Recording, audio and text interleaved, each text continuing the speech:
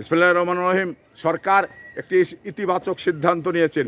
সারা বাংলাদেশের যে জেলা পরিষদগুলো পদ শূন্য ছিল এবং প্রশাসক দ্বারা নিয়ন্ত্রিত হতো, তো সেই জায়গা থেকে সরকার ওই সরকারি কর্মকর্তাগুলোকে হটিয়ে মানে মানে দলীয় লোকগুলোকে ওখানে নিয়োগ করেছেন।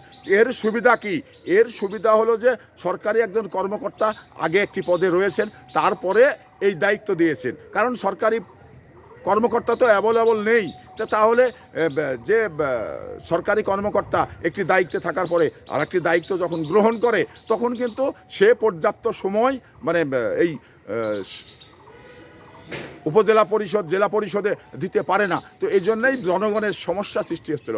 এই সমস্যার উত্তরণ করার জন্যে সরকার একটি ইতিবাচক সিদ্ধান্ত নিয়েছেন। আপনারা জানেন যে সারা বাংলাদেশে জেলা পরিষদ বা আপনার যে সিটি কর্পোরেশন, এগুলো সরকারি লোক হটিয়ে যারা দায়িত্বে ছিলেন প্রশাসক হিসাবে, তাদের হটিয়ে দলীয় লোক দিয়েছেন। অন্তত তারা এই জনগণকে পর্যাপ্ত সময় দিবে এবং পর্যাপ্ত সহযোগিতা করতে তারা সক্ষম হবে।